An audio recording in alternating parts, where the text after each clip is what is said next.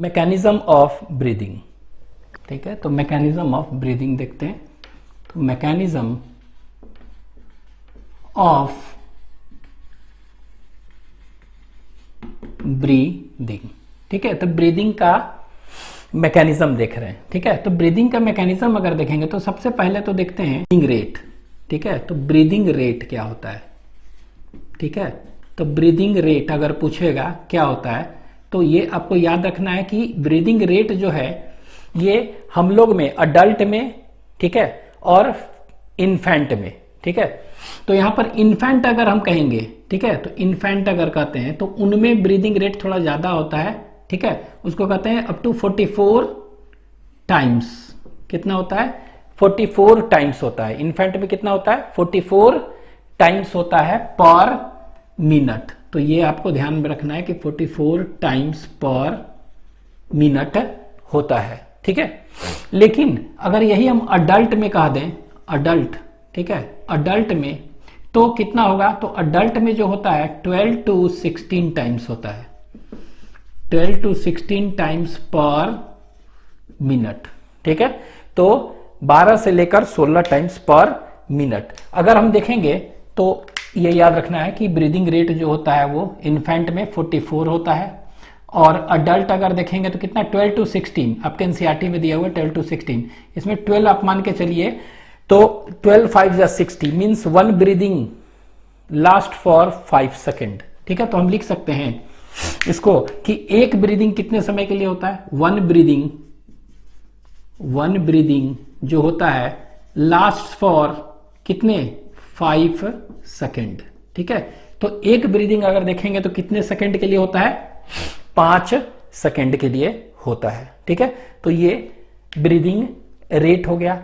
अब हम देखते हैं कि मैकेनिज्म ऑफ ब्रीदिंग देखेंगे तो इसमें 2 स्टेप्स होते हैं। It involves 2 steps. ठीक है, तो 2 स्टेप्स होते हैं। कौन कौन से 2 स्टेप्स हैं? तो इट इन्वॉल्व्स 2 स्टेप्स, और ये जो 2 स्टेप्स है एक को कहते हैं इंस्पायरेशन और एक को कहते हैं एक्सपायरेशन। ठीक है, तो देखते हैं इंस्पायरेशन, और इसी को इनहलेशन भी कहते हैं, इसी को इनहलेशन भी कहते हैं, और इसी को हम कह सकते हैं ब्रीदिंग इन भी कह सकते हैं। ठीक है, तो कह सकते हैं कि इंस्पायरेशन, इनहलेशन और ब्रीदिंग इन पहला स्टेप हुआ, और दूसरा जो है इसको कहते हैं एक्सपायरेशन। एक्सहलेशन कह सकते हैं इसी को, XHALATION, एक्सहलेशन, और इसी को उसी तरह कहेंगे breathing out. It is known as breathing OUT out. ठीक है, तो ये ब्रीदिंग आउट कह सकते हैं। तो 2 प्रोसेस इसमें है, इंस्पायरेशन और एक्सपायरेशन। ठीक है, तो ये इंस्पायरेशन हो गया और सेकेंड इज एक्सपायरेशन। ठीक है, दोनों में डिफरेंस देखते हैं और क्या होगा। तो अगर देखेंगे इंस्पायरेशन और एक्सपायरेशन में डिफरेंस अगर हम देखेंगे तो व्हाट इज द डिफरेंस? तो हम कह सकते हैं कि इंस्पायरेशन जो होगा, कह सकते हैं क्या? ब्रीदिंग इन है ना, तो कह सकते हैं सिंपली ब्रीदिंग इन ऑक्सीजन। ठीक है, तो ऑक्सीजन का लेना, सिंपल लैंग्वेज में कह सकते हैं, दैट इज नोन एज क्या? इंस्पायरेशन। लेकिन एक्सपायरेशन को क्या कहेंगे? तो इसको हम कह सकते हैं ब्रीदिंग आउट। तो ब्रीदिंग आउट है ना, अब क्या है? ब्रीदिंग आउट कहते हैं इसको। तो ब्रीदिंग आउट क्या निकालते हैं? Mainly CO2। This breathing out CO2 is known as expiration, पहला डिफरेंस। दूसरा डिफरेंस हम कहेंगे, ठीक है, ये जो होता है एक्टिव प्रोसेस होता है। It is a active process. ठीक है, एक्टिव प्रोसेस होता है means energy is utilised, energy इसमें लगता है, it requires energy, and this is a simply passive process. Passive process है। ठीक है, ये कैसा है? पैसिव प्रोसेस है। दूसरा डिफरेंस के बाद तीसरा डिफरेंस आप ऐसे कह सकते हैं, अभी हम देखे थे कि एक ब्रीदिंग कितने समय के लिए हो रहा है? One breathing last for 5 second. ठीक है, इसका कहने का मतलब है कि इट इंक्लूड्स इंस्पायरेशन और एक्सपायरेशन। तो इंस्पायरेशन एक्चुअली में कितने के लिए होगा? ये 2 सेकेंड के लिए होता है एक ब्रीदिंग में देखेंगे तो। ठीक है, और एक्सपायरेशन जो होगा वो कितने सेकेंड के लिए होता है? 3 सेकेंड। तो ये याद रखेंगे, 1 inspiration last for 2 second, whereas 1 expiration last for 3 seconds. ठीक है, नेक्स्ट इसमें होता क्या है? मसल्स मसल्स इन्वॉल्व है, बता चुके थे, ब्रीदिंग मसल्स हम पढ़ चुके हैं। तो ब्रीदिंग मसल्स में इसमें कौन सा मसल्स है इसमें, तो इसमें क्या होता है, रेडियल मसल कहते हैं। कौन सा मसल, रेडियल मसल। तो इसमें रेडियल मसल जो होता है क्या होता है, मसल्स ऑफ डायफ्राम बताए थे, तो डायफ्राम मसल जिसको कि फ्रेनिक मसल भी कहते हैं, ठीक है। तो रेडियम मसल्स और एक्सटर्नल इंटरकोस्टल मसल्स, इसमें इन दोनों का रोल है। अगर नॉर्मल ब्रीदिंग देखेंगे तो उसमें रेडियल मसल और एक्सटर्नल इंटरकोस्टल मसल का यूज होता है, ठीक है। तो it requires radial muscle and external intercostal muscles. तो ये दोनों सिंपली क्या होता है, सिंपली कॉन्ट्रैक्ट्स करते हैं इसमें, ठीक है। तो कॉन्ट्रैक्शन होता है, तो simply radial muscle and external intercostal muscle simply एक कॉन्ट्रैक्ट करते हैं इसमें, और यही अगर रिलैक्स कर जाएगा तो क्या हो जाएगा, एक्सपायरेशन। तो यहां पर हम कह सकते हैं क्या हुआ, रेडियल मसल, डायफ्राम का muscle plus external intercostal muscle, ये किसका है, रिब्स का, ठीक है। इन बिटवीन रिब्स जो मसल है वो एक्सटर्नल इंटरकोस्टल मसल, इसमें सिंपली क्या करेगा, वो रिलैक्सेस, ठीक है। तो इसमें कॉन्ट्रैक्ट कर रहा था, इसमें सिंपली रिलैक्स करेगा, ठीक है। तो इसमें याद रखना है कि ये कॉन्ट्रैक्ट करता है और ये दोनों मसल इसमें क्या होगा, नॉर्मल ब्रीदिंग में रिलैक्स करेगा, ठीक है। In normal breathing it simply what, it simply relaxes, ठीक है। तो देखेंगे इंस्पायरेशन, ये दोनों मसल कॉन्ट्रैक्ट करते हैं तो कैसे होगा, ये दोनों मसल रिलैक्स करेगा तो कैसे एक्सपायरेशन होता है, मैकेनिज्म देखेंगे। ये कितने सेकंड के लिए है, ये 2 सेकंड के लिए होता है और ये 3 सेकंड के लिए, ये याद रखना है। ये कैसा है, ये एक्टिव प्रोसेस है, ये कैसा है, it is a passive process, ठीक है। ये नेक्स्ट अब हम देखते हैं क्या, ठीक है। नेक्स्ट देख रहे हैं कि इसमें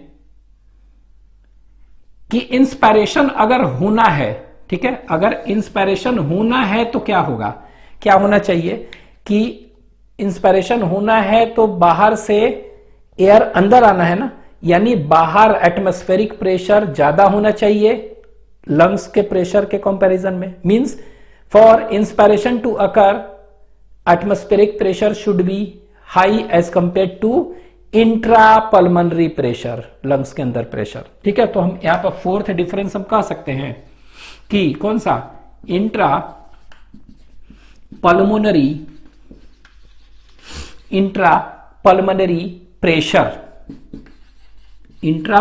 प्रेशर, ठीक है। इसमें देखेंगे इंट्रा पल्मोनरी प्रेशर, तो इंट्रा पल्मोनरी जो प्रेशर होगा वो क्या होना चाहिए, इट शुड बी प्रेशर,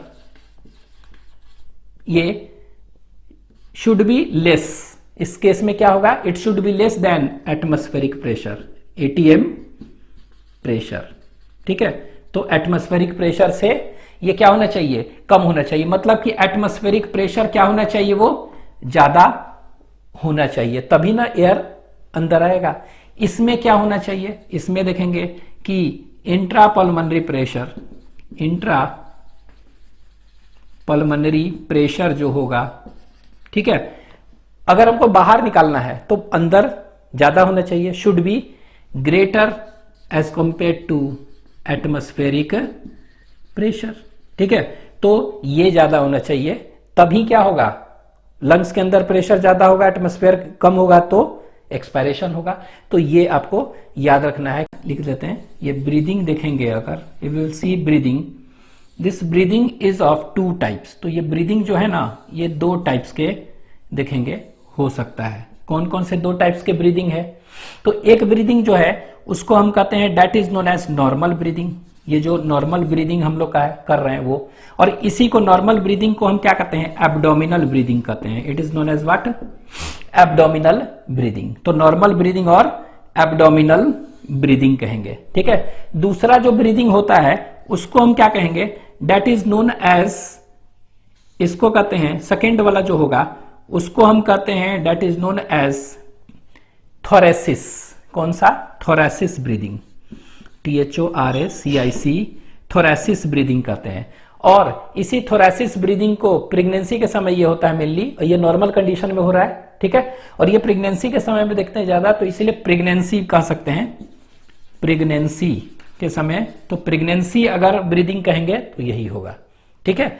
तो ये क्यों थोरेसिस पड़ा है नाम, क्यों, और ये क्यों अब्डोमिनल और ये पढ़ा है, देखते हैं। तो यहां पर क्या होता है इसमें, यहां पर अभी तो देखें कि इसमें क्या का रोल है।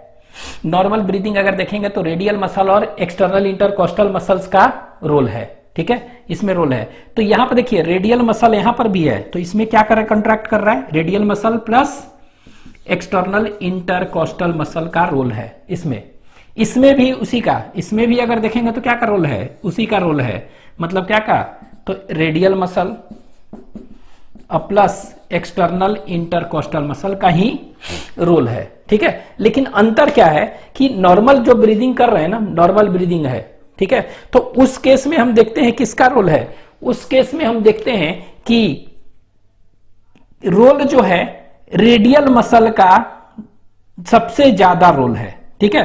तो कह सकते हैं कि इसमें कह सकते हैं 75% रोल किसका है, रेडियल मसल का, ठीक है, और 25% रोल किसका है, ये है एक्सटर्नल इंटरकोस्टल मसल्स। मतलब एक्सटर्नल इंटरकोस्टल मसल क्या है, ये रिब्स वाला है ना, तो ये तो रिब्स वाला का 25% और नीचे डायफ्राम, ठीक है, मसल्स उसका 75, तो ये नीचे है ना, तो एब्डोमेन है ना, तो इसलिए एब्डोमिनल ब्रीदिंग डोमिनेंट है।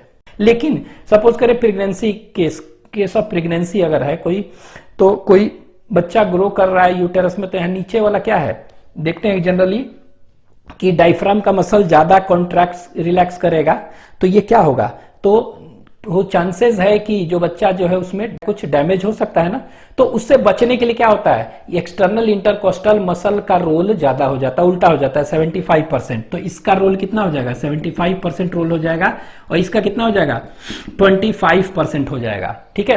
तो अब इसमें क्या है, ये रिब्स का मसल ज्यादा 75% यूज हो रहा है और ये डायफ्राम का मसल कम यूज हो रहा है। तो इस ऐसे ब्रीदिंग को क्या कहेंगे, this breathing is termed as what, thoracic breathing. Thorax का पार्ट है ना, मतलब extra intercostal muscle, thoracic muscles का ज्यादा रोल है इसीलिए थोरेसिस, और यहां पर एब्डोमिनल मसल का मतलब कि रेडियल मसल, ठीक है, डायफ्राम का मसल का ज्यादा है इसीलिए एब्डोमिनल, ठीक है। तो यहां पर ये कहेंगे। अच्छा ये देखिए, इसको हम ऐसे भी कर सकते हैं, ये रिब्स का मसल मतलब चेस्ट है ना, तो आप इसको कह सकते हैं this is also known as chest breathing भी हम इसको कह सकते हैं। तो this is also termed as कौन सा ब्रीदिंग, चेस्ट ब्रीदिंग भी। और इसको क्या कहेंगे नीचे, बेली ना, तो इसको आप कह सकते हैं बेली ब्रीदिंग भी कह सकते हैं, ठीक है।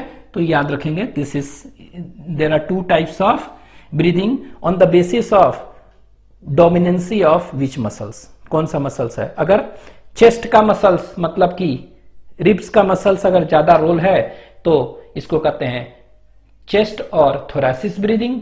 लेकिन अगर किसका रोल ज्यादा है, डायफ्राम का मसल्स का, दैट इज कह सकते हैं बेली रीजन के मसल्स का, तो इसको एब्डोमिनल ब्रीदिंग कहते हैं, ठीक है। ये हो गया। तो कहते हैं ना कि अगर सपोज करिए कि किसी का अचानक एक्सीडेंट हुआ और डेथ हो गया, ठीक है, और उसमें देखा गया कि कोई डैमेज नहीं है, कोई ब्लड लॉस कहीं नहीं है, कुछ हो रहा है, लेकिन वो डेथ हो गया, तो क्या पॉसिबल रीजन हो सकता है, डायफ्राम गॉट पंचर्ड। डायफ्राम इनका क्या है, काम नहीं कर रहा है, तो डायफ्राम काम नहीं कर रहा है मतलब रेडियल मसल काम नहीं कर रहा है। 75% रिस्पॉन्सिबल क्या के लिए है, ब्रीदिंग के लिए ना, तो ब्रीदिंग ही नहीं हो रहा है, डेथ हो गया, तो ये हो सकता है। इसमें भी द कॉज की डायफ्राम गेट्स पंचर्ड, ठीक है। तो इसको लिख लीजिए। अब हम देखते हैं इंस्पायरेशन और एक्सपायरेशन के मैकेनिज्म कैसे होता है। तो इंस्पायरेशन कैसे होता है वो देखते हैं। तो नेक्स्ट इज इंस्पायरेशन।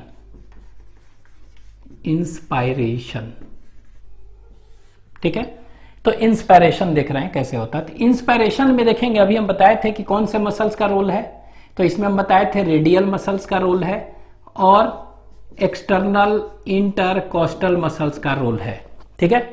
ये दोनों मसल सिंपली क्या करता है, कॉन्ट्रैक्ट करता है, यही तो बताए थे।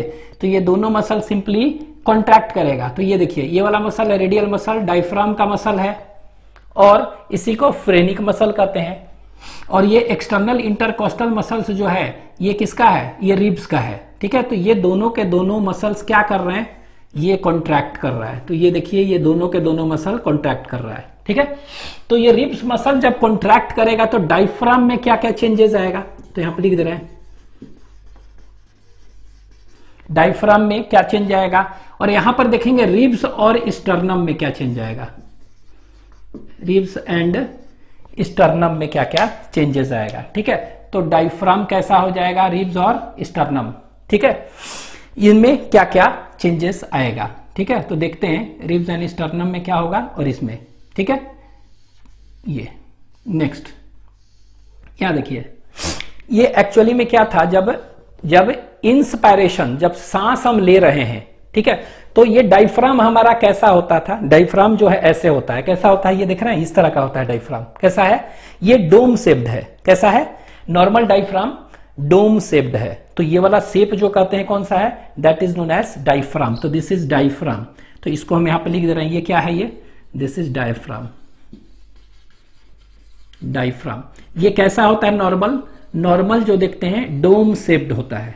ठीक है, डोम शेप्ड कह सकते हैं, चाहे इसी को आर्च्ड भी कह सकते हैं और इसी को कर्व्ड भी कह सकते हैं। ठीक है, आर्च्ड और इसी को कर्व्ड, ठीक है, और कॉन्वेक्स भी कह सकते हैं, इस तरह से होता है। ठीक है, तो इट इज, ये डायफ्राम है and this diaphragm is actually कैसा होता है, ये it is actually dome shaped और आर्च्ड और कॉन्वेक्स कह सकते हैं, इस तरह का है। ठीक है, तो ये याद रखिएगा डायफ्राम है। ठीक है, नॉर्मल किला जैसा है, गुंबज आकार। ठीक है, डोम शेप्ड मींस। अब ये क्या था, ये नॉर्मल है। जब हम सांस लेते हैं तो ये क्या हुआ, रेडियल मसल कॉन्ट्रैक्ट किया। तो रेडियल जब मसल कॉन्ट्रैक्ट किया तो डायफ्राम किस तरह का, इस तरह का है ना, डायफ्राम ऐसे है, ऐसे नीचे। अब ये कैसा हो जाएगा, ये नीचे की ओर हो जाएगा ऐसे। ठीक है, तो ये देखिए ये कैसा हो जाएगा, ये इस तरह का हो जाएगा, ये देखिए ऐसे ऐसे। ठीक है, डायफ्राम बिकम्स फ्लैट और स्ट्रेट हो जाता है। ठीक है, तो इस तरह से था, ये नीचे की ओर, डायफ्राम इज पुल्ड डाउनवर्ड, नीचे की ओर हो गया। तो नीचे की ओर हो गया तो कैसा हो गया, ये फ्लैट और स्ट्रेट हो जाता है। तो यहां पर जब भी रेडियल मसल कॉन्ट्रैक्ट करेगा तो डायफ्राम कैसा हो जाएगा, तो डायफ्राम बिकम्स फ्लैट और स्ट्रेट। कर्व्ड था ना, तो डायफ्राम मूव्स डाउनवर्ड, नीचे की ओर मूव करेगा। ये वाला कहां मूव करेगा, ये वाला, ये नीचे की ओर मूव करेगा। नीचे की ओर मूव करेगा तो ये कैसा हो जाएगा, ये हो जाएगा फ्लैट और स्ट्रेट हो जाएगा। ठीक है, तो इट बिकम्स फ्लैट और स्ट्रेट। और ये फ्लैट और स्ट्रेट तो हो गया, लेकिन किस एक्सिस में, तो ये देखिए हम बताए थे ना, ये कौन सा है, ये मेरा वेंट्रल है, ये डोर्सल है पीछे, ये एंटीरियर और नीचे पोस्टीरियर। तो ये ऐसे था ना, ऐसे नीचे की ओर आ रहा है ना, नीचे की ओर, तो नीचे की ओर आ रहा है तो एंटीरियर है ऊपर और नीचे पोस्टीरियर, तो एंटीरियो पोस्टीरियर एक्सिस में मूव कर रहा है ना। तो यहां पर कह सकते हैं इट मूव्स इन कौन सा एक्सिस, तो इसको कहते हैं एंटीरियो पोस्टीरियर एक्सिस में मूव करता है। ठीक है, ये तो रेडियल मसल जब भी कॉन्ट्रैक्ट करेगा तो डायफ्राम जो क्या हो गया, इट विल मूव डाउनवर्ड, और डाउनवर्ड मूव करेगा तो कौन सा, एंटीरियो पोस्टीरियर एक्सिस में मूव करेगा, और ये कैसा हो जाएगा, ये फ्लैट हो गया और स्ट्रेट हो जाएगा। ठीक है, तो ये लिख दिए। उसी तरह जब सांस लेते हैं, ये तो हो गया, इसका मूवमेंट हो गया। ये लंग्स के अंदर जब एयर आएगा तो क्या होगा, इंस्पायरेशन है ना, तो क्या होगा, तो देखेंगे ऐसे ले रहे सांस, तो ये देखिए ये जो है इसको क्या कहते थे, स्टर्नम, रिब्स और पीछे थोरेसिस वर्टिब्री, तीनों को मिला के रिब केज कहते थे। क्या कहते थे, रिब केज। ठीक है, तो इसमें मूवमेंट किसका हो रहा है, स्टर्नम और रिब्स का हो रहा है ना, तो इसीलिए हम क्या लिख दिए, रिब एंड स्टर्नम। ये कहां मूव करेगा, तो ये देखिए ऐसे था ना, थोड़ा सा ऊपर आ रहा है, अपवर्ड और बाहर, ये हो रहा है ना। तो यहां पर जब भी इस तरह का होगा तो ribs and sternum moves where, तो रिब्स एंड स्टर्नम मूव्स के यहां पर अपवर्ड, अपवर्ड एंड आगे की ओर ना आउटवर्ड, अपवर्ड एंड आउटवर्ड। तो ये कहां मूव करेगा, अपवर्ड एंड आउटवर्ड मूव करेगा। अच्छा, आउटवर्ड को हम क्या कह सकते हैं, इसको आउटवर्ड को एक टर्म हम कह सकते हैं अपवर्ड एंड आउटवर्ड। तो आउटवर्ड को हम कह सकते हैं क्या, इसको हम कहते हैं आगे ना forward, this is also termed as forward. ठीक है, अच्छा ये आगे की ओर हो रहा है, आगे तो कौन सा डायरेक्शन कहेंगे, पीछे डोर्सल है, आगे वेंट्रल, तो पीछे से आगे आ रहा है ना, मींस डोर्सो वेंट्रल एक्सिस में मूव कर रहा है। ठीक है, तो ये कह सकते हैं किस डायरेक्शन में मूव कर रहा है, इन डोर्सो वेंट्रल एक्सिस में मूव करता है। तो याद रखेंगे जब भी रिब्स और स्टर्नम, जब भी एक्सटर्नल इंटरकोस्टल मसल कॉन्ट्रैक्ट करेगा तो रिब्स एंड स्टर्नम कहां मूव करेगा, अपवर्ड एंड फॉरवर्ड और आउटवर्ड, तो आउटवर्ड एंड फॉरवर्ड। इन कौन सा एक्सिस, डोर्सो वेंट्रल एक्सिस में, ठीक है। अच्छा, दोनों के केस में कॉन्ट्रैक्शन होने से ये क्या हुआ, डायफ्राम, ये डायफ्राम नीचे चला गया, ऐसे हो गया, तो जगह तो थोरेसिस कैविटी क्या हो गया, बढ़ गया ना, और आगे निकल गया तो थोरेसिस कैविटी बढ़ गया। तो इन बोथ द केसेस, इन दोनों केस में क्या हो रहा है, इन दोनों केस में हम देख रहे हैं कि the volume of thoracic cavity increases, ठीक है। तो कह सकते हैं थोरेसिस का वॉल्यूम क्या हो गया, थोरेसिस वॉल्यूम, ठीक है। तो in both the cases thoracic volume, what happens to thoracic volume, in both the cases thoracic volume increases, ठीक है। तो थोरेक्स का जो वॉल्यूम है कैविटी का वो क्या हो रहा है, वो बढ़ गया, थोरेसिस वॉल्यूम इंक्रीजेस। अच्छा, थोरेक्स का वॉल्यूम बढ़ गया, ठीक है, इतना। अब यहां पर समझने के लिए थोड़ा सा यहां आते हैं, ठीक है। ये लंग्स का एक डायग्राम बनाया है, तो ये आपको क्या है, ये लैरिंग्स है, ये क्या है, ट्रैकिया है, और ट्रैकिया में कौन सा है, ट्रैकियल रिंग्स है। ये आके बढ़ता है राइट और लेफ्ट लंग में, तो ये वाला देखिए, ये कौन सा है, दिस इज लेफ्ट लंग, क्या है, लेफ्ट लंग है। ये वाला कौन सा लंग्स है, ये राइट लंग्स है,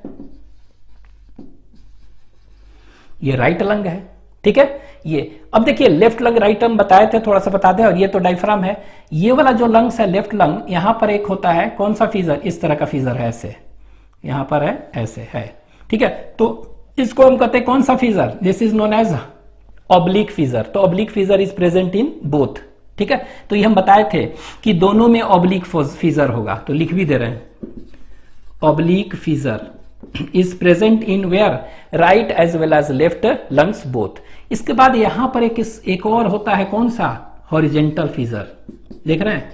तो यहां पर एक एक्स्ट्रा बताए थे कौन सा फीजर होता है, हॉरिजेंटल फीजर भी होता है, इसमें नहीं होता है, ठीक है। तो ये हॉरिजेंटल फीजर के चलते कितने लोब्स में बट रहे हैं, ये देखिए राइट वाला जो है पहला लोब, दूसरा लोब, 3 लोब में बटा हुआ है, और ये कितने लोब में है, एक और एक 2 लोब में बटा है। तो ये सब बता चुके थे, ये है, ठीक है। अच्छा, ये वाला जो देख रहे हैं, ये वाला जो है ना, इसको कहते हैं, this is known as what, cardiac notch. क्या कहते हैं इसको, ये वाला जो नोच देख रहे हैं यहां पर, इसको क्या कहते हैं, this is known as cardiac. तो इसको हम इधर कर देते हैं, कार्डियक नोच कहते हैं, this is known as what, CARDIAC, cardiac notch. तो कार्डियक नोच इज प्रेजेंट इन कौन सा आप बताए थे, left lung, for accommodation of क्या, हार्ट के लिए, अकोमोडेशन के लिए। और ये दोनों के बीच में जो स्पेस है, ठीक है, दोनों के बीच में जो स्पेस है, इसको कौन सा स्पेस कहते हैं, इसको कहते हैं मेडिस्टेनल स्पेस, MEDIASTINL, क्या कहते हैं इसको, MEDIASTINL, मेडिस्टेनल स्पेस कहते हैं। तो ठीक है, तो देख रहे हैं ये मेडिस्टेनल स्पेस में लंग्स होता है, ठीक है। अब इतना बता चुके थे। अब इस लंग्स के चारों तरफ क्या होता है, 2 प्लूरल मेम्ब्रेन होता है। ये देखिए, lungs is covered by a double membrane, ये देखिए, ये ना डबल मेम्ब्रेन। तो ये 2 डबल मेम्ब्रेन यही है, बना दिए इस तरह से। तो आपको बता चुके थे, ये बाहर वाला को क्या कहते हैं, parietal, PARIETL, parietal. Outer is known as what, parietal pleura, ठीक है। और अंदर वाला को क्या कहते थे, अंदर वाला जो होता था उसको हम कहते थे विसरल प्लूरा। तो यहां पर लिख दे रहे हैं, this is known as visceral. याद रखिए, विसरल ऑर्गन अंदर होते हैं ना, तो विसरल ऐसे प्लूरा, ठीक है। इसके बाद ये भी बताए थे कि the parietal pleura is in, ये पैराइटल प्लूरा है ना बाहर वाला, it is in contact with कौन सा, ये कौन सा चेंबर है, ये थोरेसिस चेंबर है। तो this parietal pleura is in contact with, is in close contact with thoracic chamber, but visceral pleura is in close contact with कहां पर, lungs के सरफेस से था, बताए थे, ठीक है। अब देखिए, इन दोनों के बीच में क्या होता है, इन दोनों के बीच में स्पेस होता है। क्या होता है इन दोनों के बीच में, स्पेस। और इस स्पेस में भरा होता है क्या, यहां ध्यान दीजिएगा, ये दोनों के बीच में स्पेस है, ठीक है, स्पेस है। And this space is called as क्या, प्लूरल कैविटी कहेंगे। क्या कहेंगे, प्लूरल मेम्ब्रेन है ना, प्लूरा, तो प्लूरल कैविटी। तो ये वाला जो ये जो देख रहे हैं cavity, this cavity is termed as what? This cavity is termed as pleural cavity, pleural cavity. और ये प्लूरल कैविटी में क्या भरा हुआ है? प्लूरल फ्लूइड भरा हुआ है, प्लूरल फ्लूइड। तो ये वाला जो देख रहे हैं ये क्या है? दिस इज प्लूरल कैविटी है, ठीक है। और इस प्लूरल कैविटी में क्या भरा हुआ है? इस प्लूरल कैविटी में प्लूरल फ्लूइड भरा हुआ है, ठीक है। अब देखिए प्लूरल फ्लूइड भरा है, ठीक है। यहां पर देख रहे हैं बाहर का, बताइए तो एटमॉस्फेरिक अगर हम कहें प्रेशर कितना होता है? एटमॉस्फेरिक प्रेशर कितना है? ठीक है, तो एटमॉस्फेरिक प्रेशर इज 760 mmHg। कितना होता है ये? 760। तो यहां लिख दे रहे हैं 760 mm व्हाट? Hg, ठीक है। तो 760 mm Hg होता है, तो 760 होता है एटमॉस्फेरिक प्रेशर इतना है। अब देखिए ये लंग्स है ना, तो लंग्स के अंदर जो प्रेशर होगा, ठीक है, लंग्स के अंदर जो प्रेशर होगा, मान लीजिए लंग्स के अंदर प्रेशर एल्वियोली वगैरह है ना, ये सब वो प्रेशर, तो यहां जो प्रेशर होगा उसको हम क्या कहेंगे? इंट्रा पल्मोनरी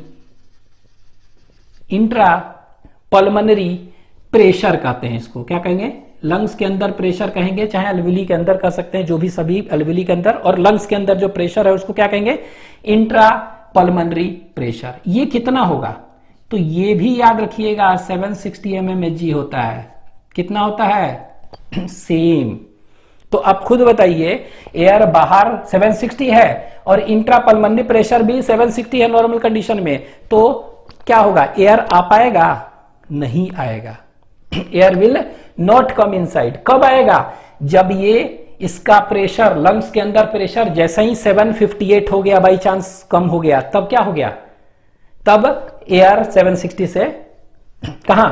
ये यहां पर आ गया अंदर, ठीक है, लंग्स के। तो यहां पर कह सकते हैं if the atmospheric pressure is more and if the intra pulmonary pressure will be less, only air will come inside, inspiration होगा। तो इसके लिए तो दोनों तो सेम है, तो कैसे कम होगा? ये कम करना है ना, तो कैसे कम होगा यही समझना हमको, ठीक है। कैसे कम होगा यही समझना है। तो अब ये बताइए ये कम कैसे होगा? कम करना है हमको, ठीक है, कम करना है। 760 था, मान लीजिए 758 करना है, क्या करेंगे? तो यानी प्रेशर इसका क्या करना है? इंट्रा पल्मोनरी प्रेशर हमको कम करना है। तो प्रेशर कम करना है तो वॉल्यूम क्या हो गया? पल्मोनरी वॉल्यूम क्या होगा? पल्मोनरी वॉल्यूम बढ़ाना होगा ना। तो जब प्रेशर इसका कम करना है, लंग्स के अंदर प्रेशर, तो वॉल्यूम इसका बढ़ाना पड़ेगा लंग्स का। यानी लंग्स का वॉल्यूम कब बढ़ेगा? जब लंग्स क्या करेगा? एक्सपैंड करेगा तब ना। यानी लंग्स को एक्सपैंड करना पड़ेगा, ठीक है। और ये लंग्स को एक्सपैंड करना पड़ेगा। कब एक्सपैंड होगा? कब एक्सपैंड होगा? जबकि ये प्लूरल फ्लूइड जो है ना, ये प्रेशर लगा रहा है ना, प्रेशर लगा रहा है ना। अगर प्लूरल फ्लूइड जो प्रेशर लगा रहा है थोड़ा सा कम होगा तब ना, ठीक है, तब होगा। तो देखिए क्या होता है कि यहां का प्रेशर और यहां का प्रेशर सेम है, ठीक है। ये जो देख रहे हैं यहां पे क्या लिखे हैं? प्लूरल कैविटी के अंदर क्या है? प्लूरल फ्लूइड है। और इस प्लूरल फ्लूइड का जो प्रेशर जो लगाता है ना, याद रखिएगा, द प्लूरल फ्लूइड जो प्रेशर यहां पर होता है, लगा रहा है, ये प्लूरल फ्लूइड है ना, तो ये लंग्स के सरफेस पर क्या कर रहा है? प्रेशर लगा रहा है। तो ये प्रेशर जो होता है ना 760 नहीं होता है, 758 mmHg होता है। मतलब आप कह सकते हैं कि प्लूरल फ्लूइड जो है, ठीक है, प्लूरल फ्लूइड जो है ये कितना mmHg प्रेशर लगा रहा है ऑन द सरफेस और वॉल ऑफ लंग सरफेस? कितना लगा रहा है ये लगा रहा है 758। मतलब देख रहे हैं 760 है, लेकिन इसमें क्या होता है? कम होता है, ठीक है। मतलब कि बाहर एटमॉस्फेरिक प्रेशर जो है उससे लंग्स के प्लूरल फ्लूइड के अंदर प्रेशर कम होता है। इसीलिए हम लोग में क्या कहते हैं? नेगेटिव ब्रीदिंग कहते हैं। ह्यूमन में कम है ना, तो इसीलिए ह्यूमन में हम इसको क्या कहते हैं? ह्यूमन में कैसा होता है? नेगेटिव ब्रीदिंग, ठीक है, नेगेटिव ब्रीदिंग। तो यहां पर लिख दे रहे हैं नेगेटिव ब्रीदिंग कहते हैं, ठीक है। तो ह्यूमन में नेगेटिव ब्रीदिंग होता है। What does it mean negative breathing? तो इसका कहने का मतलब है कि क्या हुआ? The pressure of pleural fluid, और इसको क्या कहेंगे? इंट्रा प्लूरल प्रेशर कहेंगे। क्या कहेंगे? तो ये प्लूरल फ्लूइड जो प्रेशर लगा रहा है, यहां लिख देते हैं, प्लूरल फ्लूइड जो प्रेशर लगा रहा है उसको क्या कहते हैं? इंट्रा प्लूरल प्रेशर कहेंगे। ठीक है, और ये कितना इंट्राप्लूरल प्रेशर कितना है? इंट्राप्लूरल प्रेशर कितना है? This intrapleural pressure is what? It is 758। कितना है ये?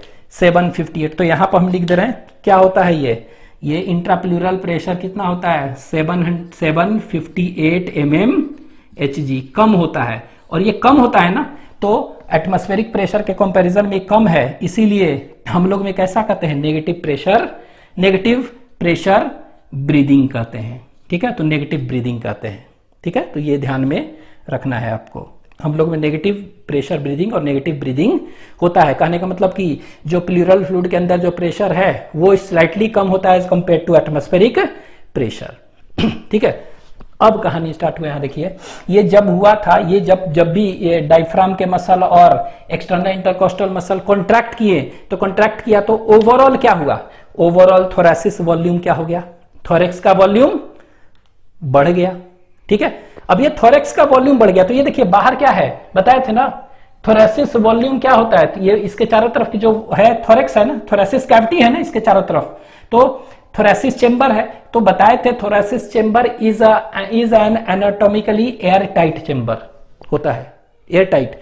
तो ये देखिए यहां पर हमने क्या किया, जब सांस लिए तो थोरेसिस वॉल्यूम बढ़ गया, तो ये वाला वॉल्यूम देखिए ऐसे टाइट था, ऐसे था ना, अब ये वॉल्यूम बढ़ गया। मान लीजिए वॉल्यूम इतना था, ये बढ़ गया, तो जब वॉल्यूम बढ़ा तो इसके अंदर प्रेशर क्या होगा? घटेगा। तो जैसे ही प्रेशर घटेगा, ये वाला देख रहे हैं, ये इंट्राप्लूरल प्रेशर क्या होगा? इंट्राप्लूरल प्रेशर कम हो जाएगा ना। ये देखिए ऐसे लगा रहा था, अब ये वॉल्यूम क्या हो गया? थोरेसिस वॉल्यूम बढ़ गया। थोरेसिस वॉल्यूम बढ़ गया मतलब कि क्या हो गया? प्रेशर जो होगा इसके अंदर कम हो गया। तो ये जो इंट्रा प्लूरल प्रेशर जो फ्लूइड लगा रहा था ओवर द लंग सरफेस वो कम हो गया। और जैसे ही कम होगा, ये वाला क्या हुआ? प्रेशर कम हुआ ना।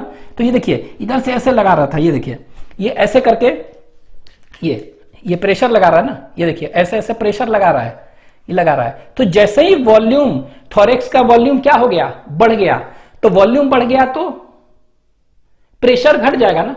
तो जैसे ही प्रेशर घटा, मतलब कि ये जो इंट्राप्लूरल प्रेशर घट गया, तो जैसे ही घट गया तो लंग्स को क्या मिल गया? एक चांस मिल गया कि एक्सपेंड कर गया। लंग्स क्या करेगा?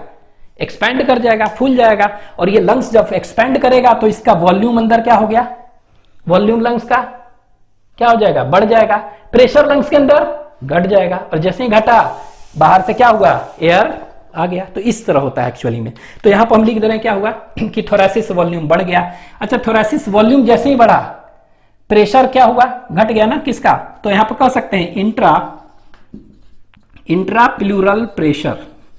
कौन सा? इंट्राप्लूरल प्रेशर, ये वाला, ये जो फ्लूइड जो प्रेशर लगा रहा है वो बढ़ गया ना। तो बढ़ गया तो प्रेशर कम हो गया ना। तो ये इंट्राप्लूरल प्रेशर क्या हो गया? कह सकते हैं डिक्रीजेस। तो ऐसे नीचे लिख दे रहे हैं, डिक्रीजेस बाई अबाउट कितना से घट गया? बाई अबाउट 1 to 4 mmHg, लगभग 1 से 4 mmHg क्या होता है? ये घट जाता है। तो 758 था, अब ये कितना हो गया? 754, 56 इस तरह कुछ हो गया, इतना। तो ये कह सकते हैं कि इंट्राप्लूरल प्रेशर क्या हो गया? ये इंट्राप्लूरल प्रेशर डिक्रीज कर गया। ठीक है, this intrapleural pressure decreases by about, अगर कह दे कितना, तो ये याद रख सकते हैं 1 से 4 mmHg कम हो जाता है। अच्छा, ये प्रेशर, अब ये देखिए जो प्रेशर था लगाया हुआ था ना लंग्स के सरफेस पर, क्या हो गया? लंग्स के सरफेस प्रेशर लगाया हुआ था ज्यादा, अब ये घट गया। तो जैसे ही ये घटा प्रेशर, लंग्स को क्या मिल गया? एक चांस मिल गया कि एक्सपैंड करेंगे, तो लंग्स विल क्या? एक्सपैंड। तो नेक्स्ट स्टेप क्या हो जाएगा? Next step will be lungs expand. ठीक है, तो लंग्स क्या कर दे गया? एक्सपैंड कर गया। और जैसे ही लंग्स जब एक्सपैंड किया, फूल गया, तो वॉल्यूम क्या हो गया? बढ़ गया ना। किसका वॉल्यूम? लंग्स का volume. Pulmonary volume will increase. तो ये जैसे ही हुआ, आगे क्या हो जाएगा? पल्मोनरी वॉल्यूम क्या हो गया? तो यहां लिख दे रहे हैं पल्मोनरी वॉल्यूम, ये क्या हो जाएगा, this pulmonary volume increases, lungs expand किया ना तो पल्मोनरी वॉल्यूम इंक्रीजेस। अच्छा ये कितना से करता है, तो याद रख सकते हैं बाई अबाउट 2 mmHg, कितना से 2 mmHg से बढ़ जाता है। तो देखिए, तो लंग्स जैसे ही इंट्राप्लूरल प्रेशर क्या हो गया, ये घट गया, तो प्रेशर जो लगा रहा था ओवर द सरफेस घट गया, तो लंग्स को मौका मिल गया एक्सपेंड करने का, तो लंग्स एक्सपेंड कर गया। ये लीजिए, लंग्स एक्सपेंड कर गया, और एक बार लंग्स एक्सपेंड कर गया तो इसका वॉल्यूम क्या हो जाएगा, पल्मोनरी वॉल्यूम क्या हो गया, वो पल्मोनरी वॉल्यूम विल इंक्रीज। ठीक है, तो पल्मोनरी वॉल्यूम इंक्रीज कर गया, और ये कितना करता है अगर याद रखना है तो बाई 2 mmHg। ठीक है, अब ये वॉल्यूम बढ़ गया, तो इसके अंदर वॉल्यूम बढ़ गया तो प्रेशर क्या होगा, घट गया है ना 2 mmHg से, तो ये देखिए क्या हो जाएगा, प्रेशर जो है वो घट गया, तो कह सकते हैं कौन सा प्रेशर, पल्मोनरी प्रेशर। तो कह सकते हैं नेक्स्ट पॉइंट कि pulmonary pressure, pulmonary water pressure क्या हो गया, घट गया, डिक्रीजेस। ठीक है, तो ये पल्मोनरी प्रेशर क्या हो गया, दिस पल्मोनरी प्रेशर डिक्रीजेस, तो ये पल्मोनरी प्रेशर ये देखिए डिक्रीज कर गया, ये बढ़ गया था। ठीक है, तो डिक्रीजेस बाय अबाउट 2 mmHg। अब हमको तो यही करना था ना, 760 था तो 758 हो गया, जैसे ही घट गया एयर क्या हो गया, अंदर आ जाएगा, तो व्हाट विल हैपन, तो आगे देखेंगे कि एयर कम्स कहां से, from atmosphere into lungs, comes from atmosphere into कहां पर, इनटू लंग्स, तो लंग्स में आ गया। कैसे आया, वाया रेस्पिरेटरी पैसेज, तो वाया रेस्पिरेटरी पैसेज। ठीक है, तो रेस्पिरेटरी पैसेज से आ गया, तो देख रहे हैं air comes from atmosphere into lungs via respiratory passage. Expiration, ठीक है, तो एक्सपायरेशन देख रहे हैं, तो एक्सपायरेशन में क्या होता है, जो भी इंस्पायरेशन हुआ था उसका जस्ट उल्टा सारे चीज होंगे। ठीक है, तो जो रेडियल मसल्स था और एक्सटर्नल इंटरकोस्टल मसल्स वो सिंपली रिलैक्स कर जाएंगे। ठीक है, तो यहां पे लिखते हैं ये क्या हो जाएगा, जो भी रेडियल मसल्स थे प्लस एक्सटर्नल इंटरकोस्टल मसल्स थे, यही थे मसल्स, ये सिंपली दोनों मसल्स क्या कर जाएंगे, सिंपली रिलैक्स कर जाएंगे। ठीक है, रिलैक्सेस। ठीक है, तो ये सिंपली रिलैक्स कर जाएगा। अब जब ये रेडियल मसल रिलैक्स करेगा तो देखेंगे क्या होगा, डायफ्राम में चेंज क्या हो गया। ठीक है, तो डायफ्राम जो देखेंगे, ठीक है, डायफ्राम में चेंज क्या होगा, और एक्सटर्नल इंटरकोस्टल मसल जब रिलैक्स करेगा तो कह सकते हैं क्या, रिब्स और स्टर्नम में क्या चेंज होगा, रिब्स एंड स्टर्नम में क्या चेंज हो गए। ठीक है, तो यहां पर देख लेते हैं, तो इसमें radial muscle external intercostal muscle इधर रिलैक्स कर रहा है, तो डायफ्राम में क्या चेंज होगा, रिब्स और स्टर्नम में क्या चेंज होगा। ठीक है, तो जस्ट उल्टा हो जाएगा। तो वहां देखे थे कि डायफ्राम बिकम्स कैसा, फ्लैट हो जाता था और स्ट्रेट। ठीक है, इसमें कैसा हो जाएगा, ये जैसा था ओरिजिनल पोजीशन पर आ जाएगा, तो इसको क्या कहेंगे, दैट इज डोम शेप्ड। ये कैसा हो जाएगा, ये डोम शेप्ड हो जाएगा। ठीक है, और कर्व्ड और सिंपली आर्च्ड हम कह सकते हैं, और आर्च्ड। ठीक है, आर्च्ड।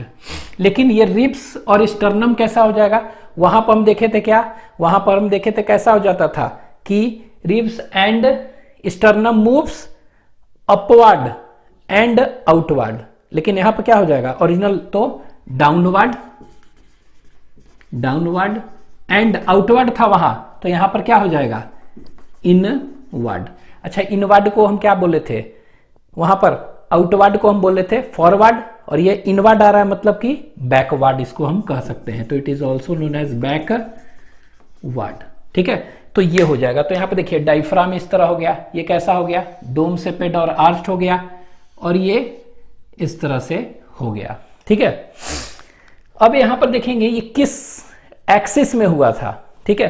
तो यहां पर हम कह सकते हैं इनका एक्सिस अगर कहेंगे तो डायफ्राम जो है इन कौन से एक्सिस में देखते हैं, तो ये डायफ्राम देखिए, डायफ्राम हम देखे थे कि नॉर्मल कैसा होता था, ये नॉर्मल होता था डोम शेप्ड, लेकिन इंस्पायरेशन के समय जब रेडियल मसल कॉन्ट्रैक्ट करता था तो ये कैसे हो जाता था, ये ऐसे था ना, ये नीचे की ओर चला जाता था, तो थोरेसिस वॉल्यूम भी बढ़ता था और ये स्ट्रेट हो गया, तो नीचे की ओर ऐसे जा रहा था ना, तो ये एंटेरो ऊपर से नीचे जा रहा है ना, तो एंटेरो पोस्टीरियर एक्सिस था वहां।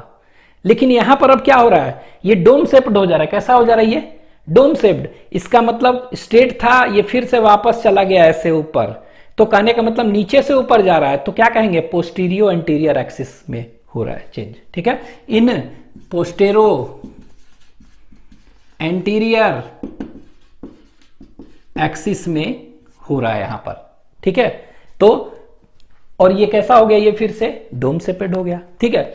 ये देख रहे हैं रिब्स और स्टर्नम हम देखे थे इंस्पायरेशन में आगे जा रहा था इस तरह से, तो मतलब क्या हुआ, this is dorsal, this is ventral, dorso ventral axis में जा रहा था, लेकिन अब ये आगे नहीं, फिर से बैक चला जाएगा ना, इनवर्ड ना, इनवर्ड, तो क्या कहेंगे वेंट्रो डॉर्सल एक्सिस, तो इन वेंट्रो डॉर्सल एक्सिस में ये मूव करता है, तो ये आपको याद रखना होगा कि किस एक्सिस में हो रहा है, ठीक है। तो ये हुआ है, तो इन सब के होने से तो जो देखे थे कि ये कैसा था, ये फ्लैट था, ये डोम शेपेड हो गया, ठीक है, ऐसे फ्लैट था ना, ऐसे फ्लैट था, ये डोम शेपेड हो गया, तो ऊपर क्या हो गया, थोरेसिस कैविटी देख रहे हैं क्या हो गया, कम हो गया। उसी तरह ये बाहर निकला हुआ था इंस्पायरेशन में, एक्सपायरेशन में अंदर चला गया, तो ओवरऑल दोनों के चलते क्या हुआ, दोनों के चलते देखेंगे कि थोरेसिस वॉल्यूम क्या हो गया, वो कम हो गया। तो दोनों के केस में हम देखेंगे थोरेसिस वॉल्यूम क्या हो गया, ये डिक्रीज कर गया, तो थोरेसिस जो वॉल्यूम है वो क्या हो जाएगा, घट जाएगा, ठीक है। तो थोरेसिस वॉल्यूम जो है वो डिक्रीज कर गया, क्या हो गया thoracic volume, this thoracic volume decreases, ठीक है। तो ये थोरेसिस वॉल्यूम क्या हो गया, ये डिक्रीज कर गया, ठीक है। अब ये थोरेसिस वॉल्यूम डिक्रीज कर गया, ठीक है, तो वॉल्यूम डिक्रीज किया थोरेसिस वॉल्यूम, तो जो इंट्राप्लूरल प्रेशर था वो क्या हो जाएगा, वॉल्यूम इज इनवर्सली प्रोपोर्शनल ना टू प्रेशर, तो थोरेसिस वॉल्यूम घट गया, तो इंट्राप्लूरल प्रेशर क्या हो जाएगा, बढ़ जाएगा। तो यहां पर लिख ले, नेक्स्ट लिखते हैं, नेक्स्ट इज इंट्राप्लूरल,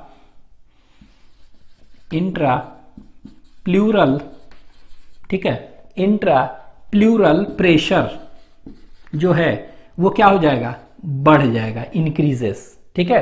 तो इंट्राप्लूरल प्रेशर इंक्रीजेस बाई अबाउट कितना, वही same by about 1 to 4 mm Hg, 1 से 4 mm Hg, 4 mm Hg।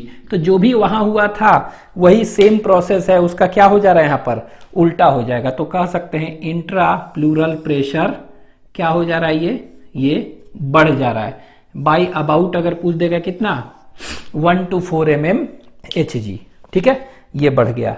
अब ये इंट्राप्लूरल प्रेशर बढ़ गया, तो इंट्राप्लूरल प्रेशर मतलब क्या हुआ, यहां पर कह सकते हैं, ये देख रहे हैं इंट्राप्लूरल प्रेशर लिखे, मतलब क्या हुआ कि प्रेशर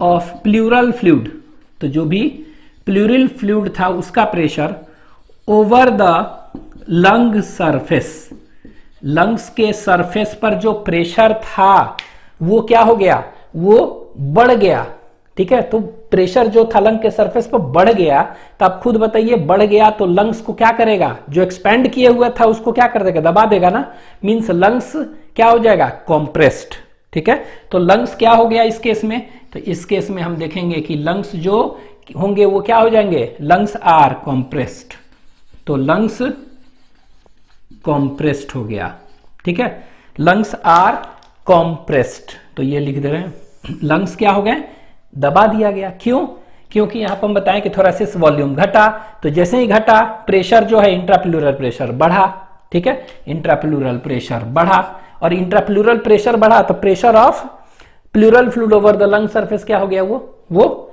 देख रहे हैं क्या हो गया, बढ़ गया। बढ़ गया तो जो भी एक्सपेंड किया था उसको क्या हो गया, दाब दिया, तो ये लंग्स कॉम्प्रेस्ड, ठीक है। और ये लंग्स जब कॉम्प्रेस्ड हो गया तो पल्मोनरी वॉल्यूम जो हो गया क्या हो गया, कम हो गया। तो यहां पे लिख सकते हैं पल्मोनरी वॉल्यूम जो हो गया वो क्या हो जाएगा, कम हो गया, ठीक है। तो पल्मोनरी वॉल्यूम डिक्रीजेस, तो पल्मोनरी वॉल्यूम क्या हो गया, कम हो गया, ठीक है। और ये पल्मोनरी वॉल्यूम क्या हो गया, ये कम हो गया। तो पल्मोनरी वॉल्यूम जब कम हो गया, ठीक है, कम हो गया, तो प्रेशर क्या हो जाएगा इनसाइड लंग्स, वो ज्यादा हो जाएगा ना, ठीक है। तो प्रेशर इनसाइड लंग्स क्या हो जाएगा, ज्यादा हो जाएगा। तो यहां पे लिख दे रहे हैं दैट इज पल्मोनरी वॉल्यूम कम हो गया। तो प्रेशर, तो इसको पल्मोनरी प्रेशर कहेंगे, चाहे इंट्रा पल्मोनरी प्रेशर ज्यादा अच्छा रहेगा। तो पल्मोनरी प्रेशर और इंट्रा पल्मोनरी प्रेशर, ठीक है। तो ये इंट्रा पल्मोनरी प्रेशर जो है वो क्या हो गया, वो बढ़ गया, ठीक है। इंट्रा पल्मोनरी प्रेशर जो है लंग्स के अंदर वो क्या हो गया, वो बढ़ गया, ठीक है। इट इंक्रीजेस, तो ये देखिए बढ़ गया। अब जब लंग्स के अंदर प्रेशर बढ़ गया एज कंपेयर टू किसके, increases as compare to atmospheric pressure, ठीक है। तो ये बढ़ गया कितना से, बाई कह सकते हैं 2 mmHg से बढ़ गया। तो क्या होगा, एक्सपायरेशन होगा ना, क्योंकि लंग्स के अंदर बढ़ गया, एटमॉस्फेरिक में कम है, तो क्या हो जाएगा, बाहर निकल जाएगा ना। तो ये क्या हो जाएगा, तो कह सकते हैं कि एयर मूव्स वेयर, तो लास्ट पॉइंट लिखें क्या, एयर मूव्स फ्रॉम, कहां से, एयर मूव्स कह सकते हैं फ्रॉम लंग्स इनटू एटमॉस्फेयर, ठीक है, मूव्स फ्रॉम लंग्स, तो ये लंग्स से जाएगा कहां पर, इनटू एटमॉस्फेयर, ठीक है, इनटू एटमॉस्फेयर वाया किसके थ्रू, वाया कह सकते हैं रेस्पिरेटरी, वाया रेस्पिरेटरी ट्रैक्ट, ठीक है। तो रेस्पिरेटरी ट्रैक्ट के थ्रू ये क्या हो गया, बाहर निकल गया। तो air moves from lungs into atmosphere via respiratory tract, ठीक है। तो ये देख रहे हैं कि रेस्पिरेटरी ट्रैक्ट के थ्रू ये निकल गया। तो ये इस तरह से हुआ और ये एक्सपायरेशन हो गया, ठीक है। तो यही है जस्ट इंस्पायरेशन का उल्टा प्रोसेस है, ठीक है। इसको आप लिख ले।